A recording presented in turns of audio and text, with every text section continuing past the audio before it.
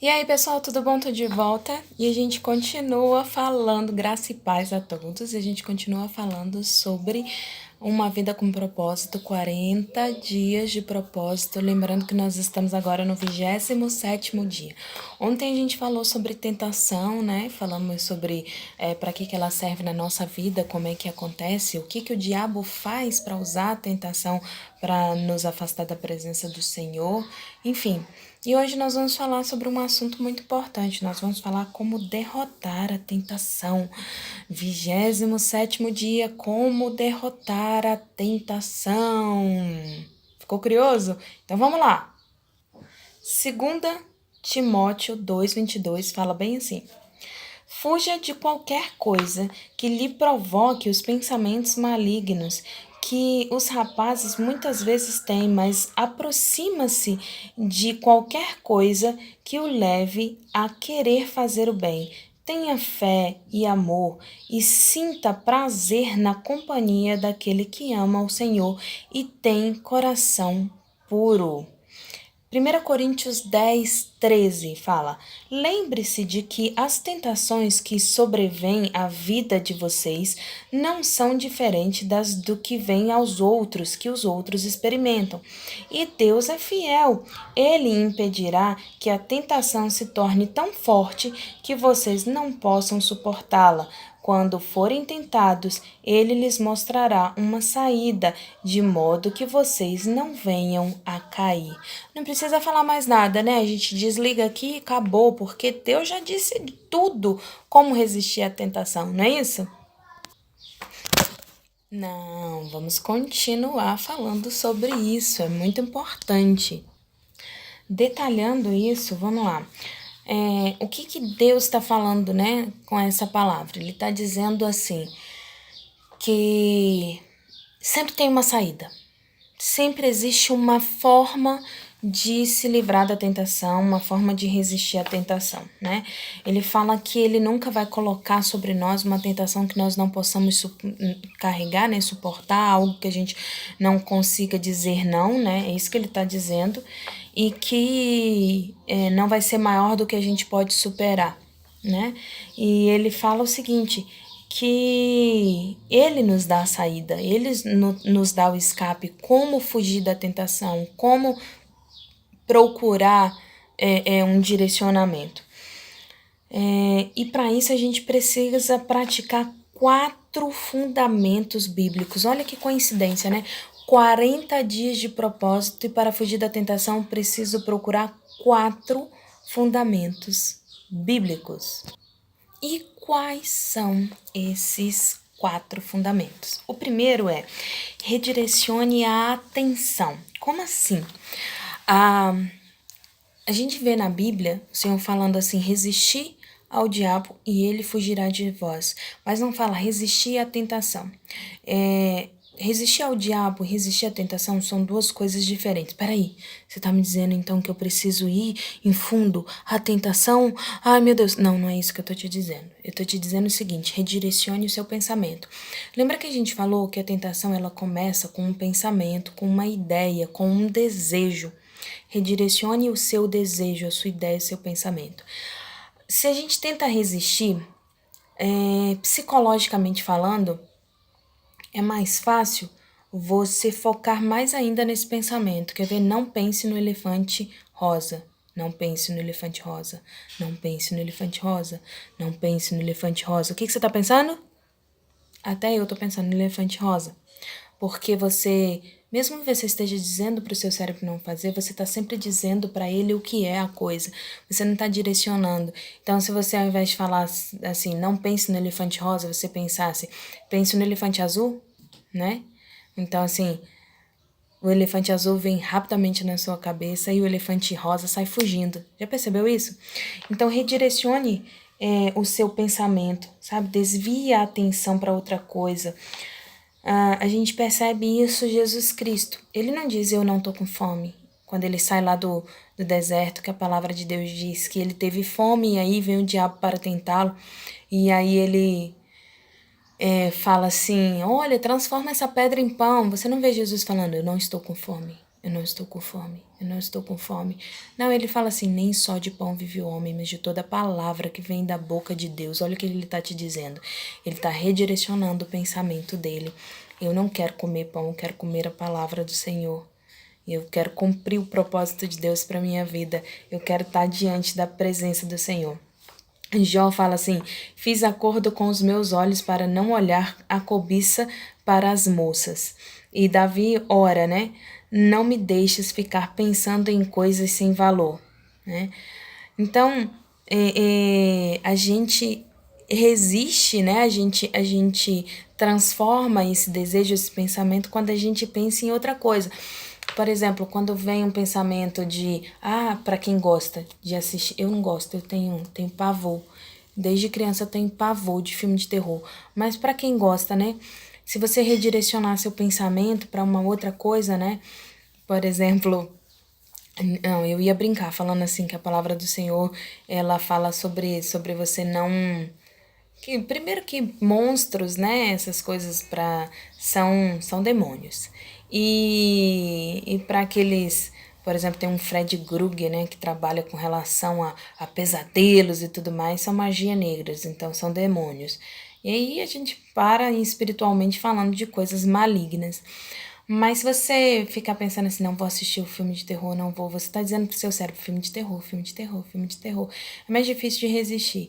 Se você falar assim, vamos assistir sei lá, documentário não, que senão você vai dormir. Não, eu gosto de documentário, mas depende da pessoa. Então, vamos fazer uma outra coisa, pensar numa outra coisa para fazer, você redireciona o seu cérebro. É como comida. Cara, é como comida. É como comida. Coloca na sua cabeça. É difícil, mas se você colocar na sua cabeça, eu amo pão. Cara, eu sou apaixonada por pão. E se você falar para mim assim, não coma pão, eu tô pensando no pão agora. Minha cabeça eu deixo o almoço para comer o pão, a minha cabeça começou a pensar no pão. E aí eu tento redirecionar meu pensamento para outra coisa, né? Eu olho para mim e falo assim, nossa, como eu quero muito, muito, muito chegar ao peso ideal novamente. Olha, como eu sou feliz quando eu tenho, quando eu estou dessa forma. Poxa, eu gosto de usar tal roupa que me deixa bonita só quando eu estou no peso ideal. Olha como a minha saúde melhora quando eu. Então, eu estou redirecionando o meu pensamento e deixando de pensar no pão. Comecei a pensar numa salada. Ó, que maravilha, né? Voltei a pensar no pão porque eu falei dele. Mas é isso, é redirecionar seu pensamento. A gente ganha ou perde a batalha contra o pecado dentro da nossa mente. Ela começa aqui, ó, na nossa mente. Ela prende a nossa atenção aqui, ó. Então ela ganha. Tanto que você vê aí Davi falando, Davi não, Jó falando sobre os olhos, né? Eu não quero olhar para não pecar. E você vê Davi falando assim do pensamento, redireciona meu pensamento para que eu não pense coisas vãs, coisas que não são de ti. E não se engane, a gente faz isso com relação a tudo. Por exemplo, a gente fala assim, eu não vou ser igual meu pai nisso, e fica pensando nisso o tempo todo, e você acaba sendo como seu pai naquilo que você não gostava dele. Se você redirecionar seu pensamento, cara, eu quero ser igual ao meu pai nisso, eu quero ser igual ao meu pai no amor que ele tem por Deus, eu quero ser igual ao meu pai na educação que ele deu aos filhos, eu quero ser igual ao meu pai no trabalho dele, que ele sempre foi uma pessoa muito dedicada ao trabalho. Eu quero ser igual à minha mãe na dedicação dela a Deus. Eu quero ser igual à minha mãe no amor que ela tem à família. Tá vendo que você esquece os defeitos e começa a pensar na qualidade? Então você redireciona o seu pensamento para aquilo que você verdadeiramente quer ser e tira do seu pensamento aquilo que você não quer. Então, se você não quer, por que você está trazendo à memória isso o tempo todo? Entendeu? Outra forma de vencer a tentação é você dividir isso com alguém confiável, tá? Olha só, eu não tô dizendo para você dividir com qualquer pessoa. Você vê os amigos de Jó vindo, ele passando por dificuldade, os amigos dele vêm, culpam a ele, apontam o dedo na cara dele e tudo mais. É importante que você divida com uma pessoa que verdadeiramente ela tem esse amor por você e quer que você cresça, que você desenvolva e que você não passe por essa tribulação. Então, é importante você dividir, porque por incrível que pareça, você tem alguém ali tanto para orar por você, para te ajudar em oração, e quanto para aconselhar, claro. Tem gente que fala assim, se conselho fosse bom, seria vendido. Ele é vendido, os psicólogos vendem conselho, os coaches vendem conselho, né? Enfim, então, não são chamados de conselhos e não são diretamente conselhos, mas servem para aconselhar. Então, conselho é bom. E Deus dá de graça, viu? E então, assim, é bom que você divida com alguém que verdadeiramente compartilha do mesmo ideal que você, pessoas que verdadeiramente. Olha, porque, por exemplo, o exemplo do filho de Salomão, ele faz um caminho errado. O pessoal vai atrás dele para falar sobre a dura servir, da dura servir não, do serviço duro que foi dado, que eles eram chicoteados por Salomão e tudo mais. E aí ele procura os anciões, fez certo. E chega lá, os anciões falam: olha, se você quer que eles te sirvam, que sejam leais a você, então diminui essa pena e faz o que eles estão te pedindo, e assim você vai ter mais benefício, eles vão te servir para sempre. Ao invés dele seguir o conselho, aí ele vai procurar os jovens, né? E aí os jovens falam: não, então dobra a carga sobre eles, açoita ele mais, porque aí eles vão entender que você é mais duro do que seu pai e vão te servir.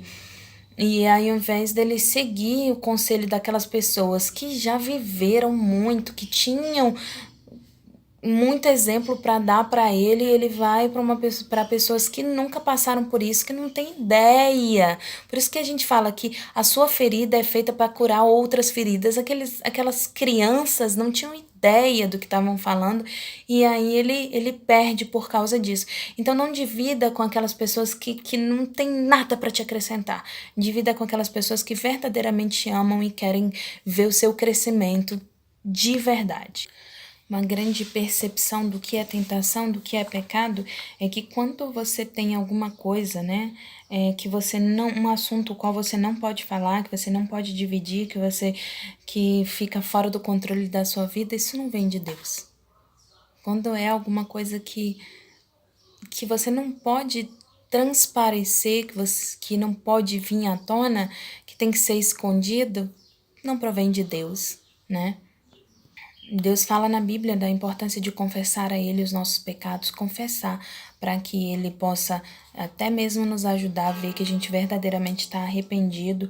E Ele fala sobre a importância de orarmos um pelos outros, para que a gente possa dividir, não é dividir a carga verdadeiramente assim, dividir, eu vou pegar a sua carga e vou dividir, mas quando eu oro por você, eu tô te ajudando a carregar, né? Eu tô te enchendo da unção de Deus também e fazendo com que você levante e que você tenha mais paz. E quando você ora por mim, o mesmo acontece. E fala também assim que se a gente esconde a dor, ela só se intensifica porque ela não é tratada, né? É como ir ao médico. Se você esconde que você está com esse problema, que se você esconde essa dor que você está sentindo, ela não é tratada, então o problema cresce. E na escuridão é que o problema cresce mais ainda, né? E vai se tornando maior. E só quando ele é exposto à luz, quando ele é exposto a verdade, a justiça, é que ele murcha, né? Então, assim, a gente não tem que ter vergonha. A palavra de Deus diz: todos pecaram e destituídos estão da glória de Deus. Então todos nós somos expostos a tentações, todos nós somos expostos a pecados, todos nós somos expostos a essas situações. O errado é você não se arrepender disso, do pecado, caso venha a cometer, ou não tentar fugir da tentação achando que Deus vai te perdoar sempre. Deus me perdoa sempre quando há verdadeiro arrependimento. E quando a gente tá sempre no pecado é porque a gente não tá arrependido. Então não há perdão para quem não tá arrependido daquilo que fez, né? E aí a gente chega ao terceiro ponto, que é resistir ao diabo, que é diferente de resistir à tentação. Resistir ao diabo é quando a gente se submete a Deus, né? A palavra do Senhor fala, né? Resistam ao diabo e ele fugirá de nós. Mas as pessoas geralmente leem só essa segunda parte do versículo. E a primeira parte do versículo, ele fala o seguinte: sujeitai-vos, pois, a Deus. Sujeitai-vos, pois, à vontade de Deus na sua vida, ao propósito de Deus na sua vida. O Novo Testamento, ele descreve várias vezes a vida cristã como uma batalha espiritual. É uma batalha espiritual contra as forças do mal, contra as forças malignas. E ele utiliza termos que fala como guerra, batalha, conquistar, lutar, superar, né? Então a gente às vezes esquece que a gente está nesse território inimigo, lutando contra as forças do inimigo e que a gente tem que resistir a ele. Paulo fala assim: usem o capacete da salvação, a espada do Espírito, que é a palavra, né? Que é aquela se revestir das armaduras do Senhor. Então, primeiro eu preciso aceitar a salvação de Deus na minha vida, a salvação de Jesus Cristo na minha vida, né? Depois eu tenho que me revestir das armaduras, ler a palavra de Deus, buscar, estar sempre na verdade, né? E ele vai descrevendo sobre essas armaduras. Como é que eu resisto ao diabo? Quando eu me revisto das armaduras de Deus. Lá em Efésios, 6, ele fala assim, no 10: quando ao mais sede fortalecido no Senhor e na força do seu poder, revesti-vos, pois, de toda a armadura de Deus, para que poderdes ficar firmes contra as ciladas do diabo, quer dizer, para resistir ao diabo, porque a nossa luta não é contra carne nem sangue, mas contra principados e potestades, contra dominadores deste mundo, tenebrosos, contra as forças espirituais do mal na região celeste. Portanto, tomai de toda a armadura para que possais resistir no dia mau, e depois de terdes vencido tudo, permanecer inabalável. Estais firmes, pois, cingidos com a verdade e vestindo a couraça da justiça. Calçai o pé na preparação do evangelho da paz, embraçando sempre o escudo da fé, com o qual podereis apagar todos os dardos inflamados do maligno. Tomai também o capacete da salvação e a espada do Espírito, que é a palavra de Deus, com toda oração e súplica, orando em todo tempo no Espírito, para isto vigiando com toda perseverança e súplica por todos os santos e também por mim, para que me seja dada no abrir da minha boca a palavra para com intrepidez fazer conhecido o ministério do Evangelho, pelo qual sou embaixador em cadeias, para que em Cristo eu seja ousado para falar como me cumpre falar. Então, assim, ele está falando que a gente tem que se revestir das armaduras e temos que orar incessantemente, buscando a presença do Senhor e orar pelos nossos irmãos. Ele pede, como ele está escrevendo uma carta, ele pede inclusive que ore por ele também. Então, ore pelos irmãos, ore pelas pessoas, né? Resista ao diabo se colocando na presença verdadeira do Senhor. Jamais tente argumentar com o diabo, ele argumenta melhor do que você, pois teve milhares de anos para praticar o argumento. E aí tem o último, o quarto passo, que é: receba sua vulnerabilidade. Perceba a sua vulnerabilidade. Como assim? Se perceba vulnerável. Você é vulnerável, né? Deus nos adverte para que a gente nunca se sinta orgulhoso, para que a gente nunca se sinta maior, né? Ele fala que quando nós somos fortes, aí é que somos fracos, e quando somos fracos, aí é que somos fortes. Ele está dizendo que quando a gente se sente poderoso, a gente na verdade não é nada, e quando a gente se sente nada, aí sim a gente está firmado na rocha, que é Jesus Cristo. Jeremias, ele fala assim: o coração é mais enganoso que qualquer outra coisa e a sua doença é incurável. Isso significa que nós somos bons em nos enganar, né? Então, não permita que você mesmo se engane, que você, eu sou forte, eu nunca vou cair, nunca vai acontecer isso comigo, porque esse é o primeiro passo para você cair na tentação do diabo, entendeu? Então, reconheça que você é vulnerável, reconheça que você é fraco, e aí o Senhor vem para te proteger, para te guardar. Então lembre-se, sempre há uma saída. Sempre há uma saída. E aí a perguntinha de hoje é: a quem eu poderia pedir para ser o meu parceiro espiritual, para me ajudar a derrotar a tentação que vem sendo persistente na minha vida, orando sempre por mim? Pensa aí. Pensa dentro do seu coração, pensa dentro da sua alma, do seu espírito, quem é a pessoa que você pode compartilhar esses sentimentos que você tem, essas questões que tem na sua vida, as tentações que você tem sofrido, né? As dores que você tem passado. Quem é essa pessoa que você verdadeiramente pode confiar e compartilhar para você orar por ela e ela orar por você? Então essa é a nossa tarefa de hoje. Pensa nisso e coloca em prática, viu? Lembra de anteontem que a gente falou. Não adianta saber se não colocar em prática. Coloque em prática. Obrigada.